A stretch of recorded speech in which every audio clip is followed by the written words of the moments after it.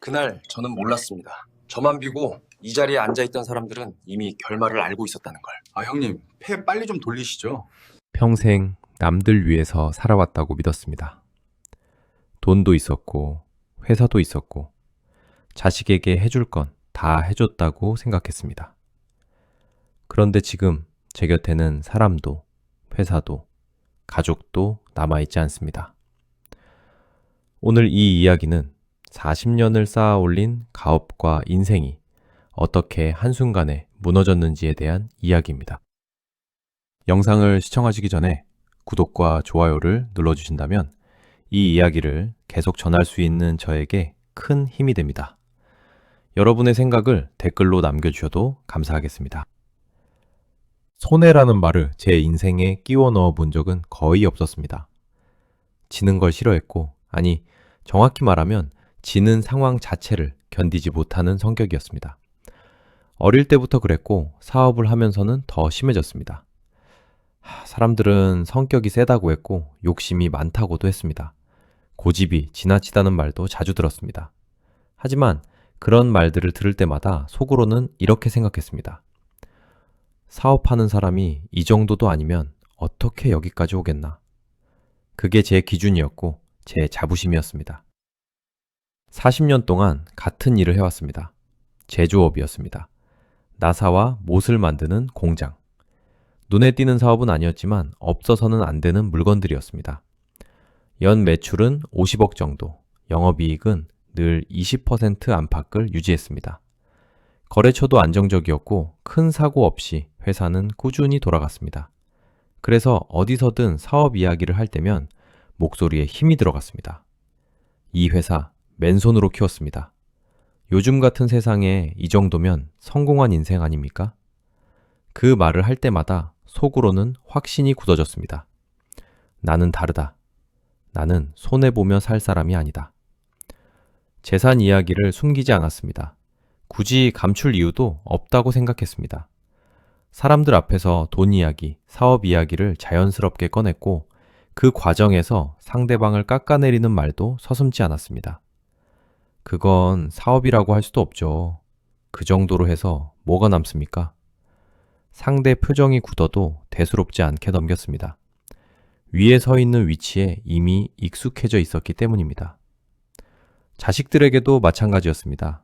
아들 하나, 딸 하나. 결혼할 때 필요한 돈은 전부 지원했습니다. 집 마련 자금, 결혼 비용, 시작 자금까지. 그래서 늘 같은 말을 반복했습니다. 자식 키우면서 돈을 얼마나 썼는 줄 아냐? 이 정도면 부모로서 할 도리는 다 했다. 그 말이 아이들 마음에 어떤 상처로 남았는지는 그땐 생각하지 않았습니다. 주는 사람은 나고 받는 사람은 자식이라는 구도가 너무 당연했기 때문입니다. 사람을 대할 때도 항상 계산이 먼저였습니다. 이 사람이 내게 어떤 도움이 되는지, 어디까지 허용해도 되는지. 그래서인지 속마음을 편하게 털어놓는 사람은 주변에 거의 없었습니다. 하지만 그때는 그걸 외로움이라고 생각하지 않았습니다. 권위라고 착각했습니다. 손해를 보지 않는 인생. 그게 전부라고 믿었습니다. 그 믿음이 제 인생을 지탱하는 가장 단단한 기둥이라고 생각했습니다. 하지만 지금 와서 보니 그건 기둥이 아니라 제 눈을 가리고 있던 벽이었습니다. 모든 게 무너지기 시작한 건 어느 날 갑자기 벌어진 일이 아니라 스스로를 과신한 채 멈출 줄 모른 채 계속 밀어붙였던 그 시간들 때문이었습니다. 가족이라고 해서 다를 건 없었습니다. 집에서도 밖에서도 사람을 대하는 기준은 늘 같았습니다. 누가 위고 누가 아래인지, 누가 주고 누가 받는지. 그 기준이 제 안에서는 너무 명확했습니다. 아들 하나, 딸 하나. 두 아이 모두 결혼했고 각자의 가정을 꾸렸습니다. 결혼할 때 필요한 돈은 전부 지원했습니다. 부족함 없도록 제가 할 수 있는 선에서는 최대한 해줬다고 생각했습니다. 그래서 자연스럽게 마음 한구석에 이런 생각이 자리 잡았습니다. 이 정도 해줬으면 이제는 내가 중심이어야 한다.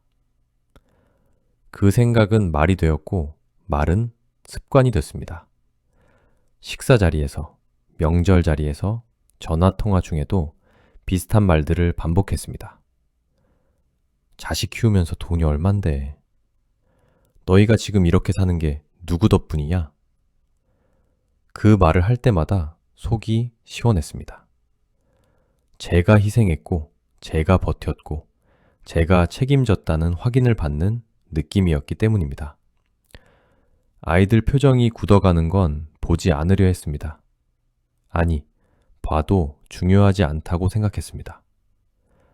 아들의 아내, 딸의 남편에게도 마찬가지였습니다. 겉으로는 예의는 지켰지만 말 속에는 항상 서열이 묻어 있었습니다. 요즘 장사 쉽지 않죠? 그래도 젊을 때 고생해야 합니다. 우리 때는 말이야. 조언처럼 들릴지 몰라도 실상은 위에서 내려다보는 말들이었습니다. 그들이 불편해하는 걸 느껴도 마음속에서는 이렇게 정리했습니다. 다 나 잘되라고 하는 말이다. 아이들과의 대화는 점점 줄어들었습니다. 예전처럼 일상 이야기를 나누는 일은 거의 없어졌고 필요한 말만 오갔습니다. 그래도 이상하다고 느끼지 않았습니다. 자식이란 원래 그런 거라고, 다들 그렇게 사는 거라고 생각했습니다. 그렇게 스스로를 납득시켰습니다.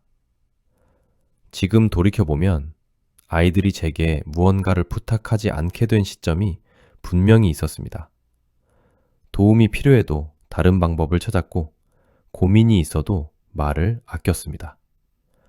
그 변화가 눈에 보이기 시작했을 때도 대수롭지 않게 넘겼습니다.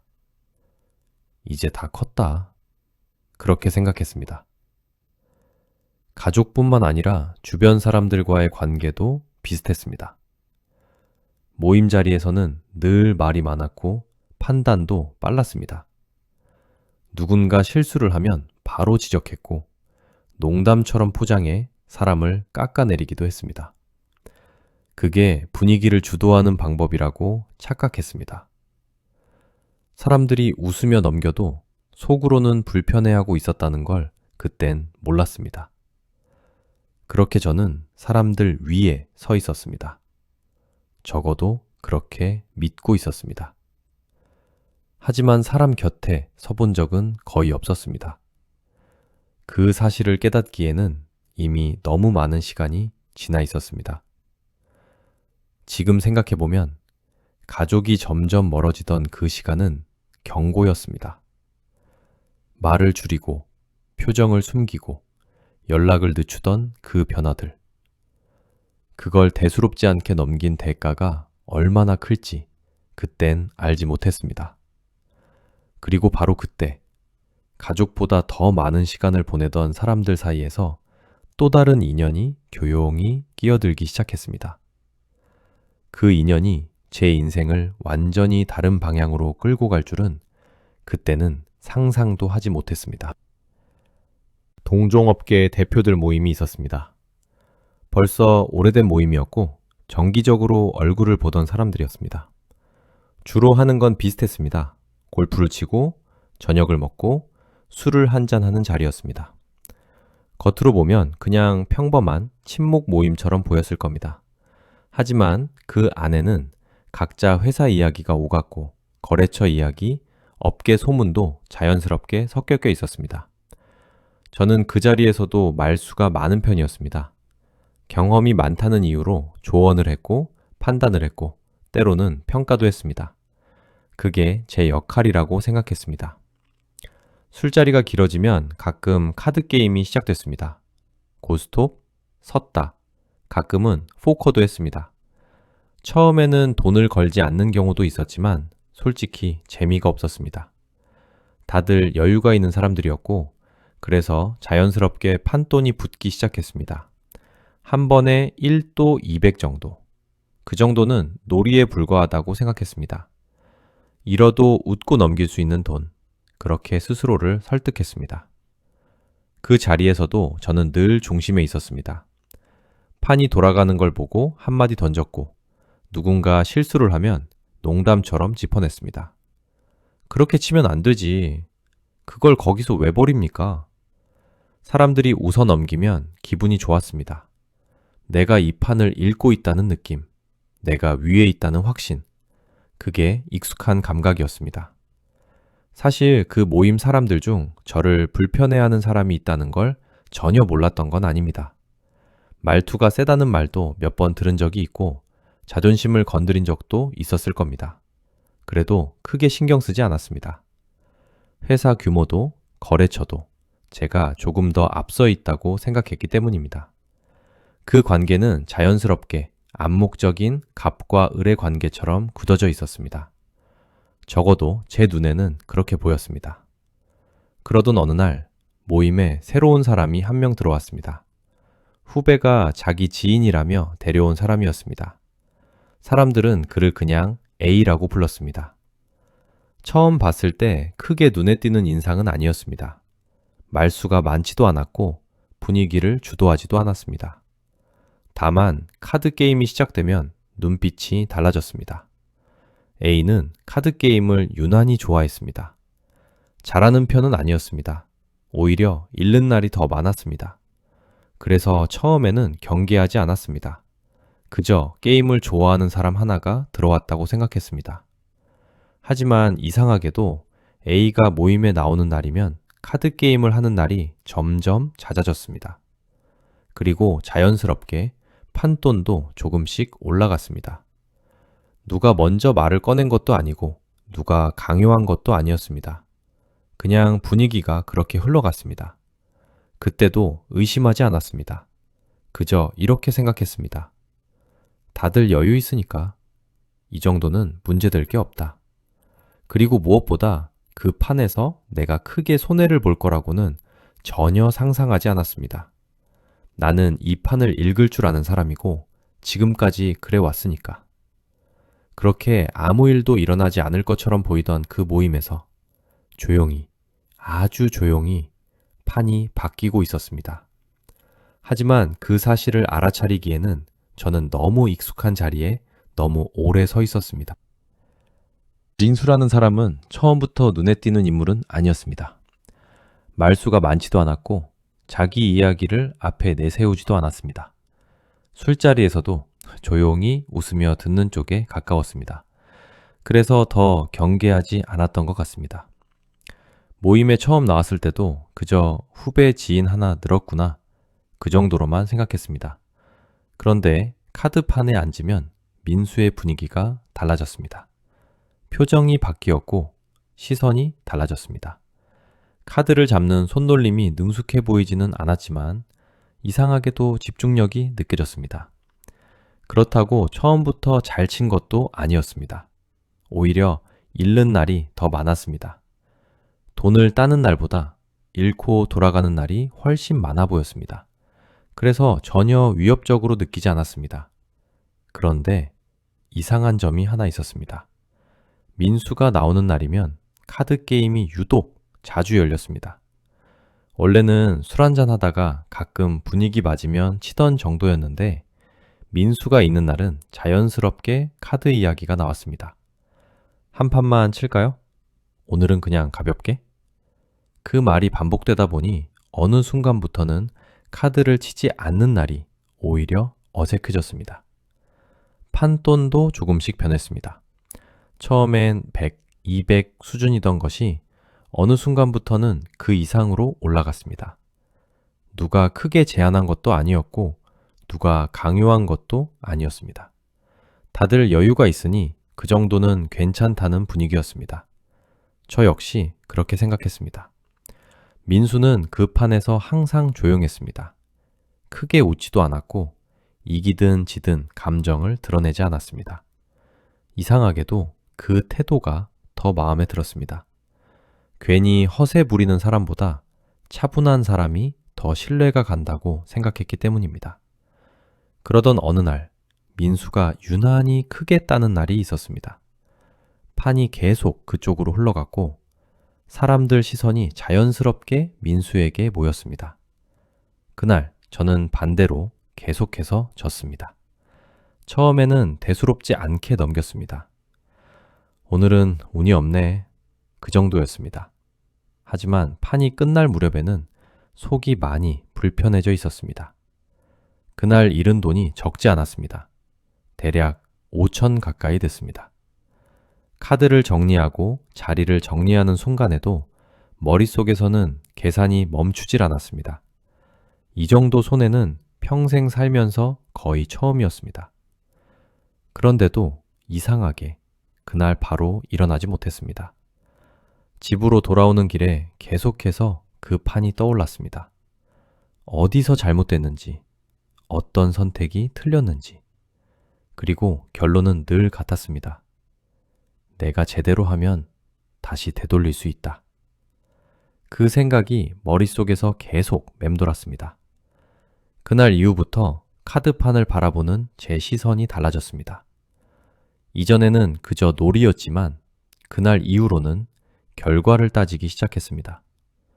손해를 그대로 넘길 수는 없다고 생각했습니다. 그게 제 성격이었고 지금까지 그렇게 살아왔기 때문입니다. 그때는 몰랐습니다. 민수가 판의 중심으로 조금씩, 아주 조금씩 자리를 옮기고 있었다는 걸. 그리고 그 중심에 제가 스스로 걸어 들어가고 있었다는 사실을. 결정적인 순간은 아주 사소하게 찾아왔습니다. 어느 날, 카드판이 끝나고 화장실에 다녀오는 길이었습니다. 문을 여는 순간 안쪽에서 낮은 목소리들이 들렸습니다. 크게 들으려 한 건 아니었습니다. 우연히, 정말 우연히 귀에 들어왔을 뿐입니다.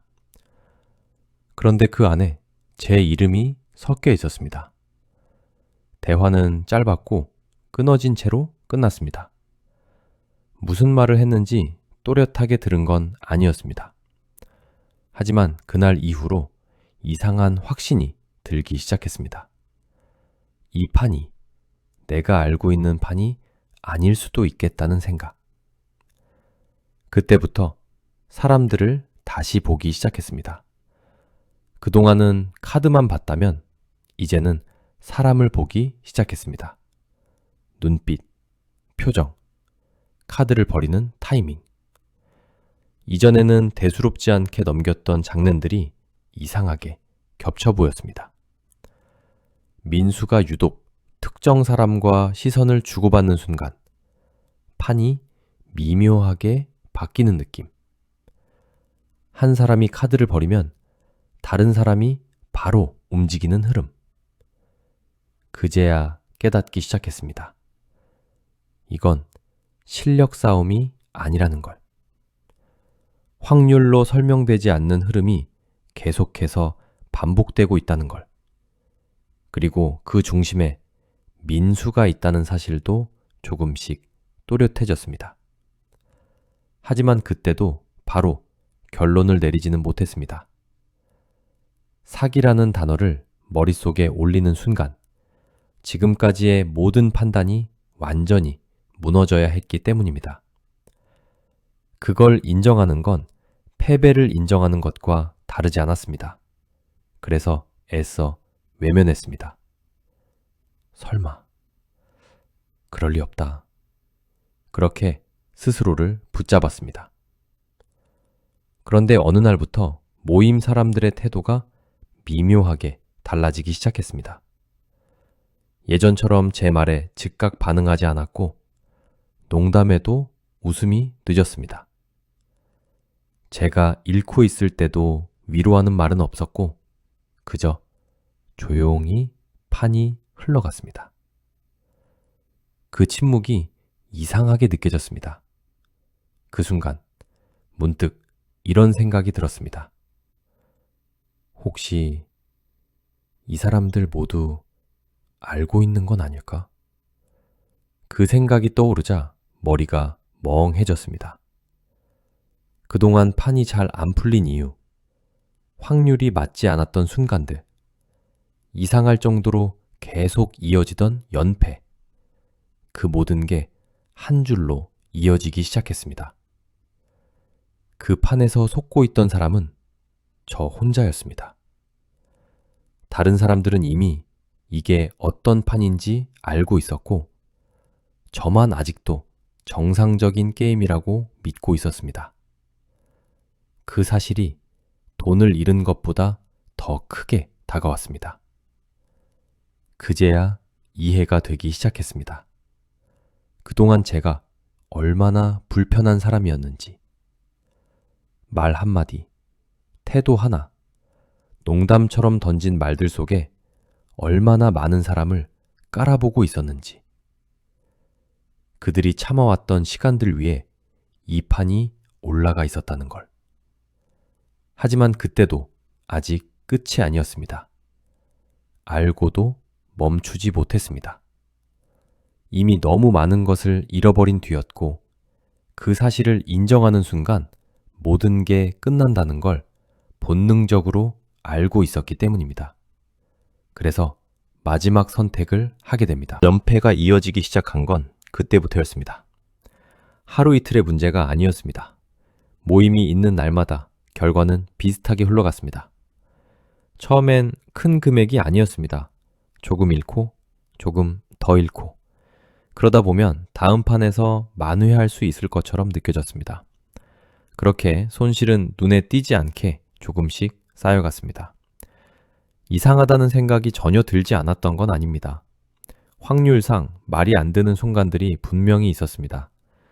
내가 잡은 패가 유독 자주 끝에서 뒤집히고, 유리해 보이던 판이 항상 막판에 엉뚱한 방향으로 흘러갔습니다. 몇 번쯤은 카드를 다시 세어봤고 판을 되짚어보기도 했습니다. 하지만 결론은 늘 같았습니다. 아직은 우연이다. 사람들은 가끔 이렇게 말했습니다. 오늘은 좀 안 풀리네. 컨디션이 안 좋은 거 아니야? 그 말들이 이상하게도 위로처럼 들리지 않았습니다. 오히려 자존심이 상했습니다. 운이나 컨디션으로 설명하고 싶지 않았습니다. 그렇게 설명하는 순간 내가 이 판을 잃지 못하고 있다는 걸 인정하는 것 같았기 때문입니다. 그래서 더 집중했습니다. 카드를 잡는 순간마다 머릿속에서는 계산이 멈추지 않았습니다. 확률을 따지고 사람들의 습관을 떠올리고 민수의 표정을 살폈습니다. 그런데도 결과는 달라지지 않았습니다. 그게 점점 더 저를 불안하게 만들었습니다. 불안해질수록 판돈은 오히려 커졌습니다. 작게 잃고 작게 되찾는 구조로는 이 흐름을 끊을 수 없다고 생각했습니다. 한 번에 판을 뒤집어야 한다고 믿었습니다. 그래서 스스로 이렇게 말했습니다. 이건 도박이 아니라 결단이다. 지금 생각하면 말도 안 되는 합리화였지만 그때는 아주 그럴듯하게 들렸습니다. 민수는 여전히 조용했습니다. 판이 어떻게 흘러가든 표정이 거의 변하지 않았습니다. 이기고 있을 때도 지고 있을 때도 큰 차이가 없었습니다. 그 모습이 오히려 저를 안심시켰습니다. 저 사람도 완벽하진 않다. 언젠가는 균형이 맞춰질 거다. 그렇게 스스로를 달랬습니다. 하지만 마음 한구석에서는 계속해서 작은 경고가 울리고 있었습니다. 이상하다. 지금까지 이런 적은 없었다. 그 목소리는 분명히 들렸지만 그걸 붙잡기엔 이미 너무 많은 것이 걸려 있었습니다. 잃은 돈, 무너진 자존심, 사람들 앞에서의 체면, 그 모든 것이 발걸음을 뒤로 돌리지 못하게 막고 있었습니다. 집에 돌아와서도 카드판이 머릿속에서 떠나지 않았습니다. 잠자리에 누워서도 그날의 패를 다시 떠올렸고 어디서 뒤집혔는지 끝없이 복기했습니다. 그런데도 아침이 되면 같은 결론에 도달했습니다. 다음 판이다. 그때는 몰랐습니다. 이상하다는 감각이 단순한 불안이 아니라 이미 시작된 경고였다는 걸. 그리고 그 경고를 무시한 대가가 얼마나 커질지에 대해서는 전혀 상상하지 못했습니다. 결정적인 순간은 아주 사소하게 찾아왔습니다. 어느 날 카드판이 끝나고 화장실에 다녀오는 길이었습니다. 문을 여는 순간 안쪽에서 낮은 목소리들이 들렸습니다. 크게 들으려 한 건 아니었습니다. 우연히, 정말 우연히 귀에 들어왔을 뿐입니다. 그런데 그 안에 제 이름이 섞여 있었습니다. 대화는 짧았고 끊어진 채로 끝났습니다. 무슨 말을 했는지 또렷하게 들은 건 아니었습니다. 하지만 그날 이후로 이상한 확신이 들기 시작했습니다. 이 판이 내가 알고 있는 판이 아닐 수도 있겠다는 생각. 그때부터 사람들을 다시 보기 시작했습니다. 그동안은 카드만 봤다면 이제는 사람을 보기 시작했습니다. 눈빛, 표정, 카드를 버리는 타이밍. 이전에는 대수롭지 않게 넘겼던 장난들이 이상하게 겹쳐 보였습니다. 민수가 유독 특정 사람과 시선을 주고받는 순간 판이 미묘하게 바뀌는 느낌. 한 사람이 카드를 버리면 다른 사람이 바로 움직이는 흐름. 그제야 깨닫기 시작했습니다. 이건 실력 싸움이 아니라는 걸. 확률로 설명되지 않는 흐름이 계속해서 반복되고 있다는 걸. 그리고 그 중심에 민수가 있다는 사실도 조금씩 또렷해졌습니다. 하지만 그때도 바로 결론을 내리지는 못했습니다. 사기라는 단어를 머릿속에 올리는 순간 지금까지의 모든 판단이 완전히 무너져야 했기 때문입니다. 그걸 인정하는 건 패배를 인정하는 것과 다르지 않았습니다. 그래서 애써 외면했습니다. 설마, 그럴 리 없다. 그렇게 스스로를 붙잡았습니다. 그런데 어느 날부터 모임 사람들의 태도가 미묘하게 달라지기 시작했습니다. 예전처럼 제 말에 즉각 반응하지 않았고 농담에도 웃음이 늦었습니다. 제가 잃고 있을 때도 위로하는 말은 없었고 그저 조용히 판이 흘러갔습니다. 그 침묵이 이상하게 느껴졌습니다. 그 순간 문득 이런 생각이 들었습니다. 혹시 이 사람들 모두 알고 있는 건 아닐까? 그 생각이 떠오르자 머리가 멍해졌습니다. 그동안 판이 잘 안 풀린 이유, 확률이 맞지 않았던 순간들, 이상할 정도로 계속 이어지던 연패, 그 모든 게 한 줄로 이어지기 시작했습니다. 그 판에서 속고 있던 사람은 저 혼자였습니다. 다른 사람들은 이미 이게 어떤 판인지 알고 있었고 저만 아직도 정상적인 게임이라고 믿고 있었습니다. 그 사실이 돈을 잃은 것보다 더 크게 다가왔습니다. 그제야 이해가 되기 시작했습니다. 그동안 제가 얼마나 불편한 사람이었는지. 말 한마디, 태도 하나, 농담처럼 던진 말들 속에 얼마나 많은 사람을 깔아보고 있었는지. 그들이 참아왔던 시간들 위에 이 판이 올라가 있었다는 걸. 하지만 그때도 아직 끝이 아니었습니다. 알고도 멈추지 못했습니다.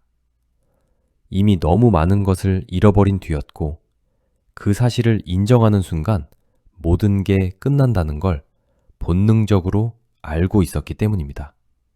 그래서 마지막 선택을 하게 됩니다. 사기라는 생각이 머릿속을 스쳤을 때도 바로 자리를 박차고 나오지는 못했습니다.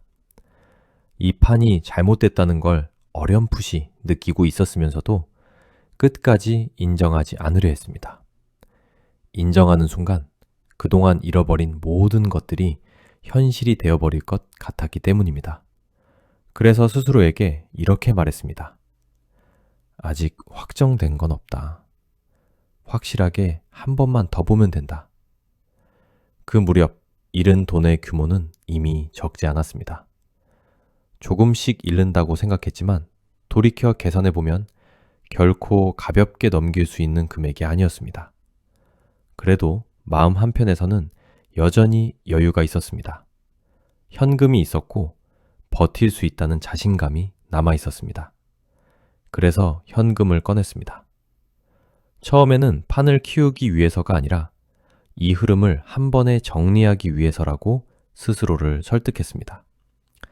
판돈이 바뀌자 사람들의 태도도 미묘하게 달라졌습니다. 조금 더 조심스러워졌고 조금 더 말수가 줄었습니다. 하지만 민수는 변함이 없었습니다. 여전히 조용했고 감정 표현도 없었습니다. 그 태도가 이상하게도 제 판단을 흐리게 했습니다. 저 사람도 확신이 있는 건 아닐 거다. 이 정도면 승부를 걸어볼 만하다. 그렇게 스스로를 밀어붙였습니다. 그날 이후로 판은 더 자주 열렸습니다. 그리고 그때마다 현금이 조금씩 사라졌습니다. 계좌에서 빠져나간 돈을 하나하나 기억하고 싶지 않았습니다. 그래서 일부러 계산하지 않았습니다. 모른 척하는 게 편했습니다. 어느 순간 현금이 눈에 띄게 줄어든 걸 느꼈습니다. 그제야 대충 계산해 봤습니다. 그동안 날아간 돈이 30억에 가까웠습니다. 순간 머리가 멍해졌습니다. 그 정도 금액은 평생 일하면서 한 번에 잃어본 적이 없었기 때문입니다. 하지만 이상하게도 그때조차 완전히 멈추지는 못했습니다. 그때 머릿속에 하나의 생각이 분명하게 자리 잡았습니다. 여기서 멈추면 전부 잃은 채로 끝난다. 그 생각이 다른 모든 판단을 덮어버렸습니다. 그래서 마지막 선택을 하게 됩니다. 회사였습니다. 40년 동안 지켜온 회사, 제 이름과 제 인생이 묶여있던 그 회사였습니다. 담보로 잡힌다는 게 어떤 의미인지 모를 리 없었습니다. 그걸 잃으면 모든 게 끝난다는 것도 알고 있었습니다. 그런데도 이상하게 그 선택이 합리적으로 느껴졌습니다. 회사 하나를 걸어서 모든 걸 되찾을 수 있다면 그게 나쁜 선택인가? 그렇게 자기 자신에게 말했습니다. 사업을 하면서 수없이 해왔던 말이었기 때문입니다. 위험을 감수하지 않으면 아무것도 얻을 수 없다는 논리. 그 논리가 이제는 저 자신에게 칼처럼 돌아와 있었습니다. 마지막 판이 열리던 날 이상하리만큼 주변이 조용했습니다. 사람들은 필요한 말만 했고 서두르지도 않았습니다. 마치 결과를 이미 알고 있는 사람들처럼 보였습니다. 그때도 그 의미를 끝까지 받아들이지 않았습니다. 그 판에서 저는 졌습니다. 이기지도 못했고 흐름을 바꾸지도 못했습니다. 아무 일도 없다는 듯 카드는 정리됐고 사람들은 조용히 자리를 떴습니다. 그 자리에는 저 혼자 남아 있었습니다. 그 순간에서야 모든 게 끝났다는 걸 알았습니다. 돈도, 회사도, 되돌릴 수 있는 시간도 남아있지 않았습니다. 하지만 진짜 무너진 건 그 다음이었습니다. 판이 끝난 뒤 집으로 돌아오는 길이 어떻게 흘러갔는지는 잘 기억나지 않습니다. 차를 몰았는지 누군가 데려다 줬는지도 분명하지 않습니다. 머릿속이 텅 빈 느낌이었습니다. 생각을 하려고 하면 오히려 아무 생각도 나지 않았습니다. 그냥 끝났다는 감각만 남아 있었습니다. 집에 도착했을 때 집 안은 조용했습니다. 불도 켜지지 않은 채 그대로였습니다. 그 공간이 이상하게 낯설게 느껴졌습니다. 평생 내가 지켜온 집인데도 마치 남의 집에 들어온 것처럼 어색했습니다. 그제야 현실이 조금씩 밀려오기 시작했습니다. 다음날 아침 눈을 떴을 때 가장 먼저 떠오른 건 돈이 아니었습니다. 사람이었습니다. 누군가에게 이 상황을 말해야 할 것 같았습니다. 아니, 도움을 받아야 할 것 같았습니다. 그래서 전화기를 들었습니다. 먼저 아들에게 전화를 걸었습니다. 몇 번의 신호음 끝에 통화가 연결됐습니다. 하지만 말이 쉽게 나오지 않았습니다. 잠시 침묵이 흐른 뒤 상황을 설명했습니다. 회사 이야기, 돈 이야기, 지금 처한 상황까지. 말을 하면서도 어딘가에서 아들이 나를 붙잡아 줄 거라는 기대가 있었던 것 같습니다. 하지만 아들의 반응은 제가 생각한 것과 달랐습니다. 잠시 말을 듣더니 이렇게 말했습니다. 아버지, 왜 그런 걸 하셨어요? 그 말에는 놀람도 분노도 없었습니다. 그저 거리를 두는 목소리였습니다. 그리고 더 이상 말이 이어지지 않았습니다. 딸에게도 전화를 걸었습니다. 설명은 비슷했습니다. 이번에는 조금 더 차분하게 말하려고 노력했습니다. 하지만 딸의 반응도 크게 다르지 않았습니다. 한참을 듣고 나서 조심스럽게 이야기했습니다. 아버지, 지금 저희도 여유가 없어요. 그 말이 전부였습니다. 그 순간 이상한 감정이 밀려왔습니다. 배신감도 분노도 아니었습니다. 그저 이해가 됐습니다. 지금까지 제가 아이들에게 어떤 사람이었는지, 필요할 때만 부르고 말로는 늘 위에서 내려다보던 그 모습이 그제야 떠올랐습니다. 며느리와 사위에게는 아예 전화를 걸지 않았습니다.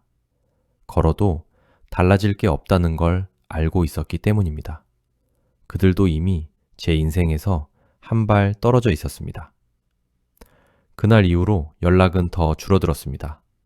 안부를 묻는 전화도 문자도 오지 않았습니다. 명절이 다가와도 아무 말이 없었고 저 역시 연락하지 않았습니다. 그렇게 서로 조용히 멀어졌습니다. 그제야 깨닫기 시작했습니다. 돈이 있을 때 주변에 있던 사람들이 내 사람이 아니었다는 걸. 그리고 돈보다 더 무서운 건 사람을 계속해서 밀어냈던 제 태도였다는 걸. 모든 걸 잃고 나서야 사람들의 얼굴이 보이기 시작했습니다. 그 얼굴들은 낯설었고 차가웠고 어딘가 이미 오래전부터 굳어 있었습니다. 그 얼굴을 만든 사람이 바로 나 자신이었다는 사실을 그제야 인정하게 됐습니다. 지금의 삶은 예전과 많이 달라졌습니다. 아침에 일어나도 갈 곳이 없습니다. 출근이라는 개념도 사라졌습니다. 40년 동안 몸에 밴 습관 때문에 눈은 같은 시간에 뜨이지만 일어날 이유는 없어졌습니다. 처음에는 그 공백이 너무 낯설었습니다. 집 안은 생각보다 조용합니다. TV를 켜도 집이 채워지는 느낌은 들지 않습니다. 사람이 없다는 건 소리가 없다는 뜻이 아니라 기척이 없다는 뜻이라는 걸 이제야 알게 됐습니다. 예전에는 그 조용함을 편안함이라고 착각하며 살았습니다. 가끔 혼자 밥을 먹다가 문득 멈출 때가 있습니다. 누군가에게 이야기하듯 말을 꺼내려다 상대가 없다는 걸 뒤늦게 깨닫습니다. 그럴 때마다 이상하게도 돈 생각은 나지 않습니다. 회사 생각도 크게 나지 않습니다. 사람 생각이 납니다. 지금 와서 누굴 원망하고 싶지는 않습니다. 민수를 탓해도 그 모임 사람들을 탓해도 돌아오는 건 아무것도 없다는 걸 이미 알고 있기 때문입니다. 그 판에 끝까지 앉아있던 사람은 결국 저 자신이었습니다. 평생 손해보지 않는 인생이라고 믿고 살았습니다. 그 믿음 하나로 사람을 밀어냈고 말로 상처를 줬고 관계를 서서히 끊어냈습니다. 그 결과가 지금의 이 조용한 집이라면 이건 우연이 아니라 과정이었던 것 같습니다. 이 이야기를 누군가에게 경고처럼 들려주고 싶지는 않습니다. 그저 이런 인생도 있었다는 걸 전하고 싶을 뿐입니다. 돈을 잃어서 모든 걸 잃은 게 아니라 사람을 가볍게 여긴 채 살아온 시간이 이 자리에 저를 데려왔다는 걸 뒤늦게 알았다는 이야기입니다. 지금 저는 누구에게도 무언가를 요구하지 않습니다. 도와달라고 말하지도 않고 되돌리고 싶다고 애원하지도 않습니다. 그저 하루를 하루로 받아들이며 살고 있습니다. 이 이야기를 끝까지 들으신 분들께 한 가지만 말씀드리고 싶습니다. 돈보다 사람을 먼저 잃지 마십시오. 그게 어떤 선택보다 훨씬 비싼 대가로 돌아올 수 있다는 걸 저는 너무 늦게 배웠습니다. 지금까지 제 이야기였습니다.